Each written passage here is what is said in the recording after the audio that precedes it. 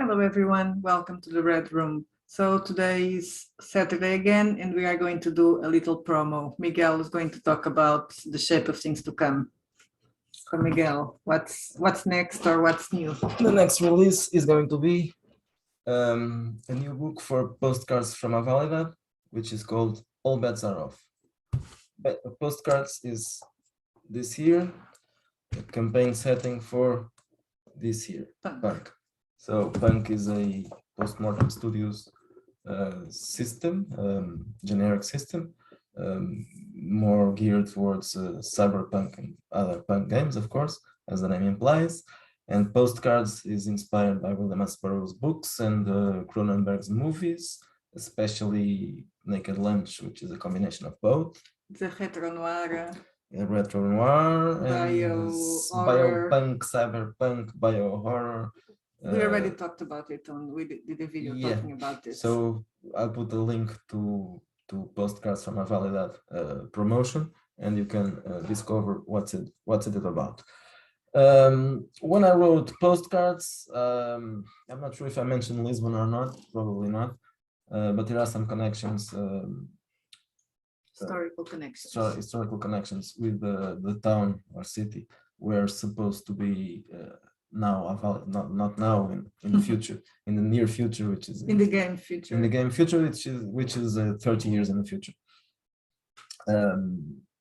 So Lisbon is a new city in the world of Avalidad, and it's the new book is about that, about Lisbon and several characters, of course, characters and places, other descriptions. So let's talk about Lisbon in the future. Did you mention the name? All bets are off. Yes. Okay, let's just mention it again. All bets are off. It's almost finished. I just have to finish the cover, but the layout is finished. This one is completely done by you. So writing the layout and the cover.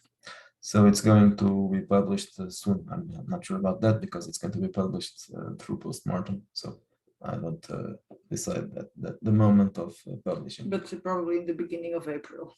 So what's new about this? Okay. At first, it's kind of a campaign setting, just like Postcards, a little smaller, doesn't contain any rules, but contains information about Lisbon in the near future, which is a casino town, a gambling town, a city, I mean, because it's so it's a place where many Chinese businessmen invested. Some other people also, not just Chinese, but mostly Chinese. There's businessmen and not just businessmen, other kind of black businesses, like triads. Mafia, yeah, and Russian mafia. There's a casino that belongs to the Russian mafia also. There's a Japanese Yakuza clan that has a gambling place also. And the other ones are mostly Chinese. And there's I'm going to mention also that there's a default group of characters that can be used as player characters. And those are Portuguese, not all of those, but some of those are Portuguese. A casino owned by a Portuguese guy. A small casino owned by a Portuguese guy. It's a smaller and less powerful group, so it can be used as a way to introduce characters and to have there's a danger there. So if you are going to defy the big guys, and you will be a small guy. So it's very punk in that because you're playing on the side of the small guys. That's it. That's right. So there was a crisis in Europe in the story of this. There was a crisis around in Europe, 2022. This one hasn't happened yet. Yes. The one that's going to happen next. The one I predicted it, so it's going to happen. I also predicted that there was going to be something happening in Ukraine, so it's happened. So that's it. Stay tuned for more Simpsons, our Avalidad campaign. That's it. And so there was a crisis, and after that, Lisbon kind of turned into a gambling city state. I was going to say that because yes. Well, it's not actually city state. It belongs to the country still, but since all those families which are they have a council. They call it the Council of the Five Families. These are actually the people who rule the city. The families we mentioned before. Crime families, I mean, not all of those. There are some that aren't crime families, but mostly crime families. So they own several casinos in Lisbon, and not just in Lisbon, but you are going to play in Lisbon if you buy this, because that's what's described. So we have the connection to Avalidad, historical connection, but we also have an historical connection to China by way of Macau, that is also a gambling city. So the idea that Portugal, Lisbon would become a gambling city, it's not exactly, it didn't come out of the blue. It's based on real life connections. I suppose it could happen. So then, besides that, it's also a nightlife kind of city. People come to gamble, and they also come to bank hookers and snort cocaine and those things that you do in a gambling city. In Avalidad. And in also in Avalidad, Avalidad. yes. So except one thing, you can't bring psychic inducing drugs into Lisbon unless there's a very good reason for that, because you don't want to have telepaths in the gambling city. Yeah, it's gonna ruin your game. It's It's gonna make the house lose a lot of and money. the house has to win always. So never mind that. So a Forget difference with Avalidad is that there's no bio technology also. Or very little. So it's more cyber. Well, there are some bio things, just not mental implants, augments, but there are physical augments. Some of those are legal,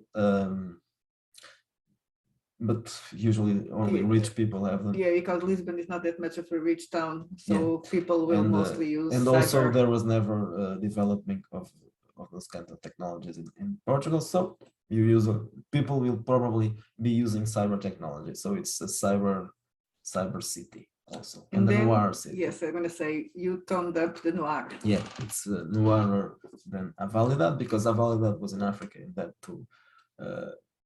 It's too exotic and too colorful and too hot. Yeah. So in Lisbon, I touched up the noir part of it, including in fashion.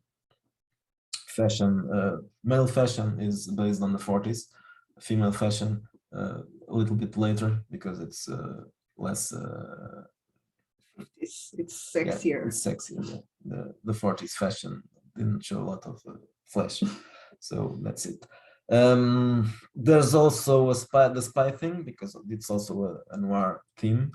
And Lisbon has a long history of being a spy, especially during the 40s, during the Second World War. During Second World War, if you watched Casablanca, and if you don't, just go to YouTube. Yes, or go and watch Casablanca. Do yourself a favor. And the first thing that you get there, it's a map and a guy doing a voiceover, and it talks about Lisbon, of course, because it was a place where usually people were running from occupied countries and war-involved countries. They would get to Lisbon, and then they would leave the continent. That's it. So in Lisbon, at the time, there was a dictatorship running the country, and it was a right-wing dictatorship. But there was also a long alliance with the British. With the British. So yes. Probably the guy wanted to support the Nazis, but he didn't want to ruin the relationship, and also he didn't want Portugal to actually be active in the war. Yeah. So he just said, we're going to remain neutral. So at the time, Lisbon was actually filled with spies. Yes, they were active in doing their shady business and their operations. It's not called shady. One of them was Ian Fleming, right? Yeah, he was in Estoril. It's a small town near Lisbon. Has a Lisbon. casino. Yes, there is a casino. It's the most popular casino in Portugal, and it's an important casino in Europe. I think it's a large casino. So what I was going to say about this? Oh yeah, in the 40s there was and Ian Fleming. That's an interesting story. It's a story about how he an alleged story about how he invented James Bond when he was in Portugal, because he met a real spy who was a playboy. I think he was Serbian or Croatian, and I was trying to remember his name. I almost got it, Yeah, but no. I read it this morning, but Yeah. I don't remember it. I can't remember the name. So he's a famous guy. I think it was the man himself who wrote the biography later, of course. And he claims. And he claims Yeah. that he was the origin of James Well, Bond. it's a funny story, even if it's not true, because Yeah. he claims that they met at Casino do Estoril. Mhm. So, and then, of course, Ian Fleming came up with Casino Royale. So even if it's not true, it's a nice story, Yeah. right? Yeah. Well, he was there, so. Exactly. And he was working as a spy, so probably, even if he didn't think about that person. He probably thought about it was a mix of Yeah, a lot several of things. people that he met at the time. So you caught that atmosphere of the 40s and just threw it back on the future. That's it. And then a lot of Chinese casinos and the mafia. And lots of and mafia, and you'll probably get mixed up in all this if you are playing those characters I mentioned about it's a faction, a Portuguese faction, or if you want to bring characters from Avalidad. It also makes sense because, as I said before, there's a connection between the two cities, and also a connection, an established connection between the faction, the Portuguese faction in Lisbon, and some characters in Avalidad. I'm not going to explain that, but you also have the presence of the Chinese mafia in Avalidad. So with the dragon, so you could easily connect it to and the Yakuza also. Exactly, and also the Yakuza, so it can easily be connected to Avalidad. And other factions, of course, not just the ruling faction, also other factions.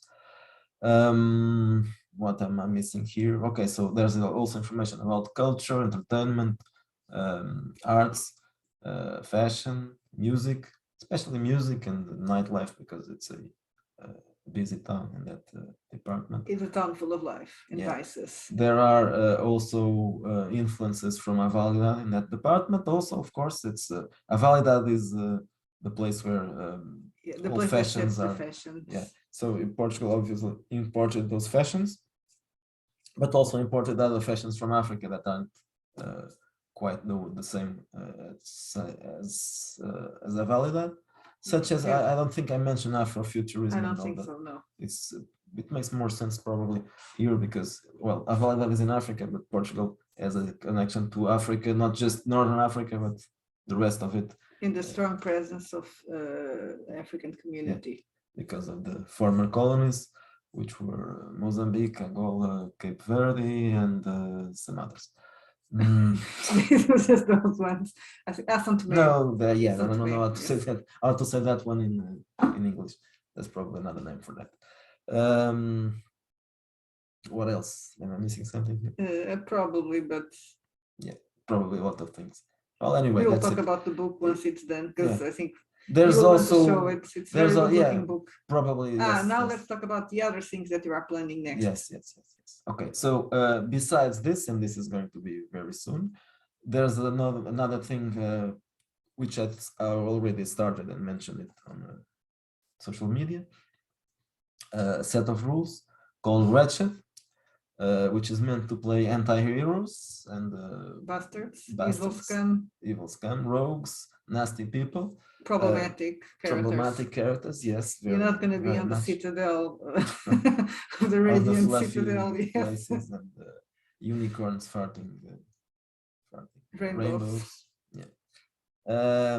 So this is well, it's meant as at the beginning I thought of it because it was my fault, actually. Yeah, she wrote The Seven Bastards, which isn't published yet, but is going to be one of the double features. And I'm writing more sleazy fantasy adventures. So, well, I needed some rules for that because Actual Fucking Monsters doesn't work, and Punk could work. It's too far-fetched. Because I couldn't explain. The rules could work, but I couldn't explain why the hell it's Punk, so Dungeon Punk doesn't work. And Grimdark uses 5th edition. Yeah, I don't like that, and I don't want to buy 5th edition, and I don't want to play 5th edition, so fuck it.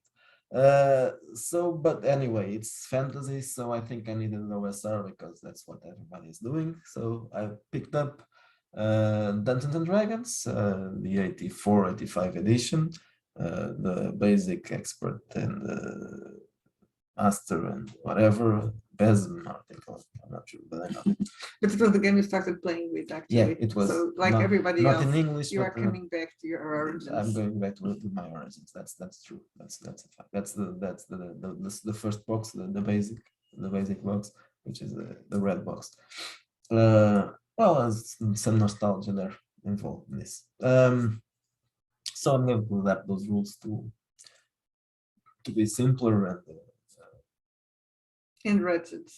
ratchet. Yeah, you're not meant to play Yes, an you're hero, so probably gonna win experience points for doing bad things. you are most certainly going to win to get experience from doing nasty things and also Fornicating. yeah, committing sins also.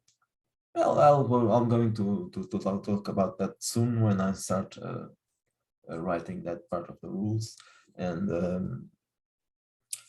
then I'm going to adapt this set of rules to fantasy, but also another thing that I'm going to do next, which is a anti-hero vigilante scenario or setting, I'm not sure what to call it. I have the idea, but I'm not going to develop much because, well, that's just an idea and I may change my mind. Yeah, but now you have it on record, so you're gonna have to do it. That's why we make these videos, yes. so it doesn't change his mind. I'm obliged by my word to do Not that anybody sees it. No, but if you saw it until this point, just say it because we like to know if you endured all our and we need to go out because there's a cell phone. Yeah. I don't know if we can hear it, but we have a cell phone playing in the background. So see you next time. See you next and stay time. tuned.